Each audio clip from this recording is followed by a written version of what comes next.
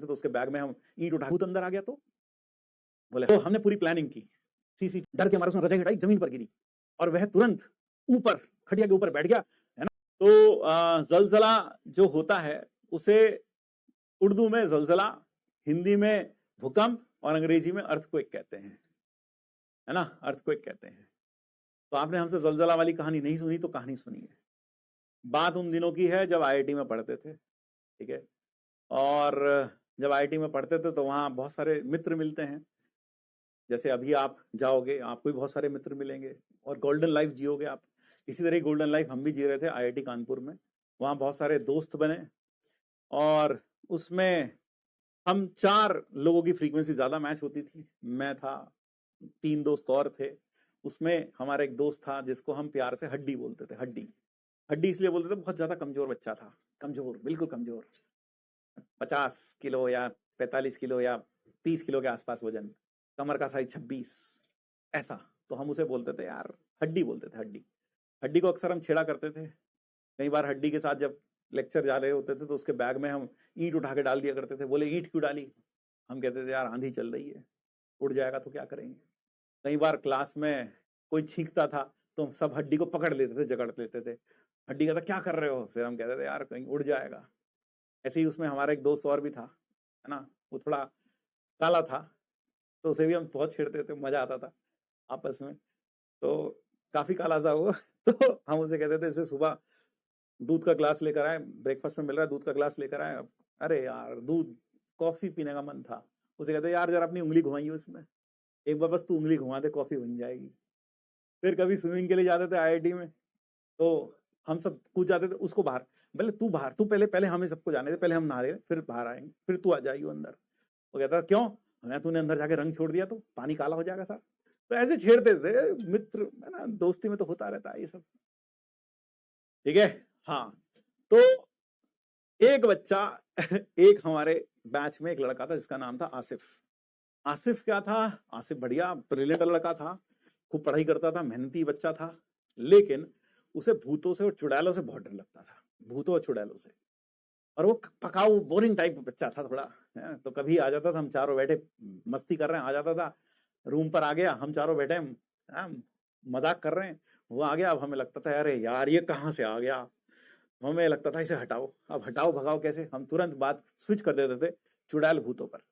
हाँ यार वो तू कल बता रहा था तेरे गांव में कोई चुड़ैल थी यार, तो जैसे ही वो होता था चुड़ैलों की बात आती तुरंत आसिफ बोले भैया ठीक है भैया, फिर हम जा रहे हैं, बाद में आएंगे फिर कभी। तो ये होता था।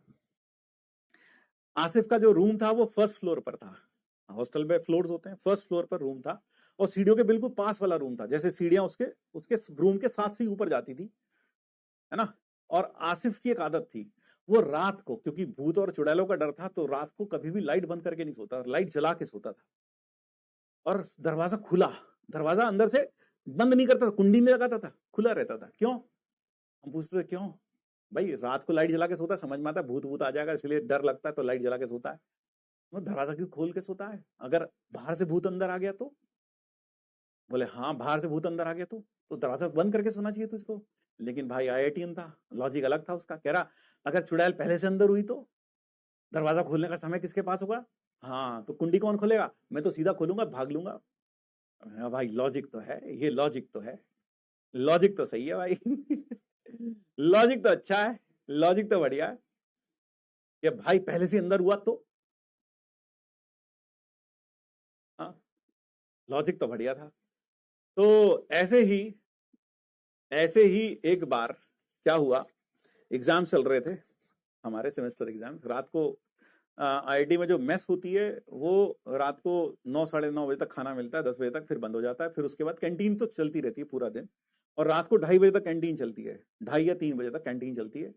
और फिर उसके बाद 2:30 बजे के बाद फिर बंद हो जाती है, फिर अगले दिन सुबह 6 बजे खुल जाती है। अक्सर मैक्सिमम बच्चे क्या होते हैं, पढ़ रहे होते हैं, पढ़ाई कर रहे होते हैं, अगले दिन एग्जाम होता है, तो रात को पढ़ते पढ़ते भूख लगती है ना। और सबसे ज्यादा जो भीड़ होती है वो 2:30 बजे के आसपास ही होती है, क्योंकि कैंटीन बंद होने वाली होती है। तो ऐसे ही हम सब पढ़ रहे थे, भूख लगी, तो हम सब ने डिसाइड किया कि मैगी खाई जाए रात को। चारों के चारों चले गए, है ना, चारों के चारों चले गए और जाकर मेस में हमने मैगी ऑर्डर की।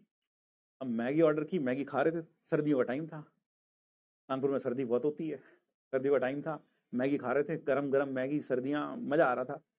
तभी हड्डी बोला, रास्ते में जब हम नीचे उतरे थे हमने देखा आसिफ सो गया है, कमरा एज यूजुअल खुला हुआ है, हल्का सा दरवाजा खुला हुआ है, अंदर की लाइट जली है और वह अपने बेड पर, सिंगल बेड पर रजाई मुंह तक ओढ़कर लेटा हुआ है। हम देख के आ रहे थे कि आसिफ सो गया। हड्डी हड्डी कहता है यार पढ़ते पढ़ते बोर हो गए यार, कुछ मजा करने का मन कर रहा है। हमने कहा क्या? तो आईआईटी का जो हॉस्टल है ना, वो पता कैसे होता है, एक हॉस्टल और चारों तरफ पूरा एक जंगल है, एक तरीके से बहुत सारे पेड़ लगे हुए हैं चारों तरफ, यानी बीच में हॉस्टल की बिल्डिंग है और चारों तरफ पेड़ ही पेड़ लगे हैं, पीछे काफी दूर तक पेड़ लगे हैं, ऐसा लगता है जंगल है पीछे, इतना चारों तरफ जंगल ऐसा लगता है। तो हड्डी बोला यार एक मस्त काम करते हैं। क्या? बोले बहुत पढ़ते पढ़ते बोल रहे हो, मस्ती करते हैं। क्या करते हैं? बोले ऐसा करते हैं, आसिफ की खटिया पीछे जंगल में रखाते हैं।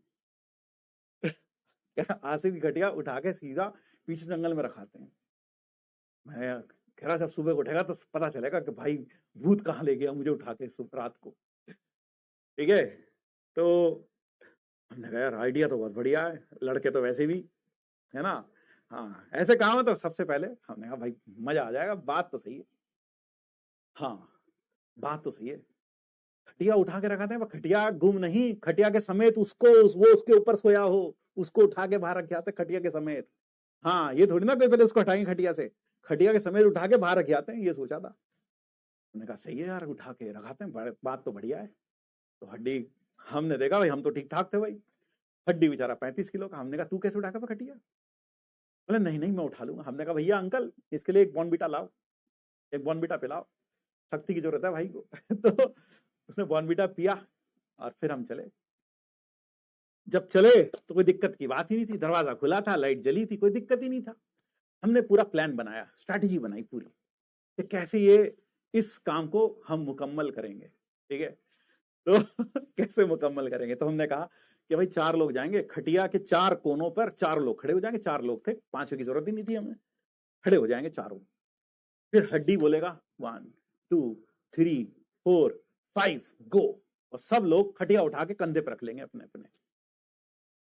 आइडिया अच्छा था। फिर हड्डी फिर बोलता 1 2, धीमे धीमे 1 2 3 4 5, फिर एक एक कदम आगे बढ़ाते, ऐसे करके काउंटिंग में चलते सिंक्रोनाइज वे में, क्योंकि तुम्हें पता अगर थोड़ा सा भी डिससिंक्रोनाइजेशन हो जाता तो ये खटिया डोल जाती, खटिया डोल जाती, फिर आसिफ जाग जाता।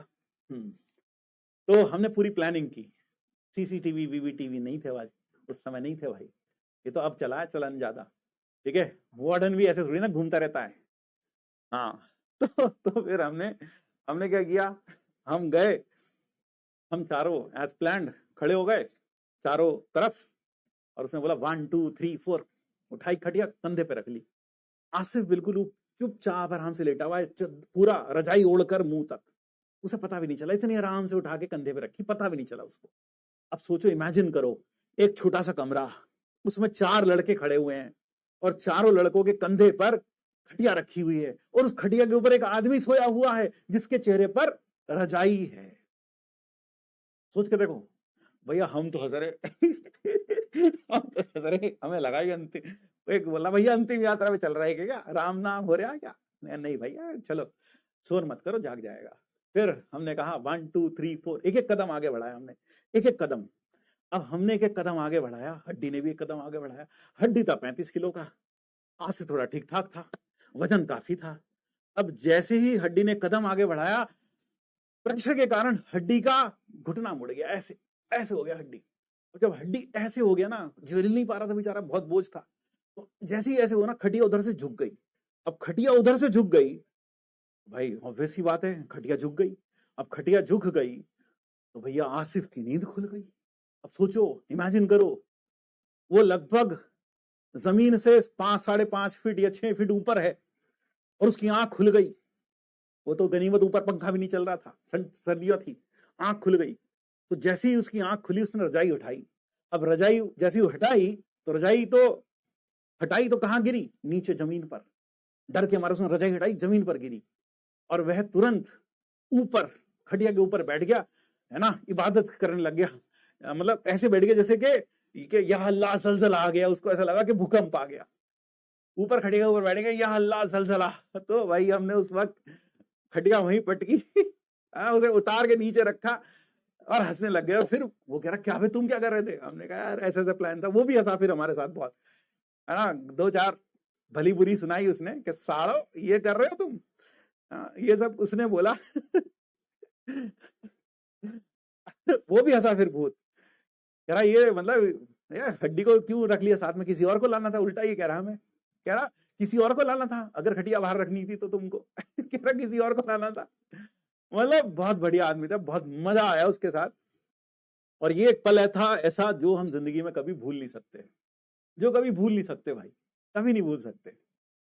और वो आसिफ जिस तरह से ऊपर बैठा था, या अल्लाह जलजला, है ना, वो गजब था। उसे लगा भूकंप आ गया, धरती हिल गई, तभी खटिया हिल रही है।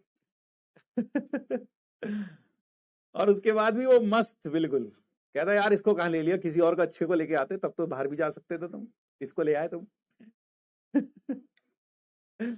तो बस इतना ही। Thank you everyone, thank you everyone. Mission fail हो गया लेकिन मजा बहुत आया, अच्छा।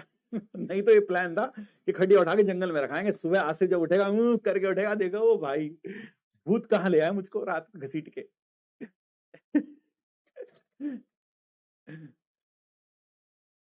अभी सब हैं। एक जो मेरा एक फ्रेंड है वो फिर लंदन स्कूल ऑफ इकोनॉमिक्स में गया, वहां से उसने अपना इकोनॉमिक्स में पीएचडी वेचडी पता नहीं क्या किया, फिर वो भी कहीं काम कर रहा है दिल्ली वैली में। और एक मेरा फ्रेंड शायद कहाँ डेनमार्क में है and he is working as a professor somewhere. तो इस तरह से सब लोग कनेक्टेड हैं कहीं ना कहीं, मजा बहुत आता है। और दोस्त आप जानते हो जब बात करते हैं तो ऐसी बात होती है फोन पर। मतलब अब तो हम जैसे इतने साल हो गए पढ़ाते पढ़ाते, हर कोई सर बोलता है सर बोलता है, सर सुनने की आदत है। उधर से फोन आता है और बे क्या मतलब, फिर beep beep beep beep beep. हम कहते हैं कौन बदतमीज बोल रहा है, ऐसा लगता है। फिर उधर से बताता है क्या बे पहचाना भी नहीं, तब लगता है हाँ यार। तो वो सही होता है। चलो भाई, थैंक यू, जय श्री कृष्ण, राधे राधे, फिर मिलते हैं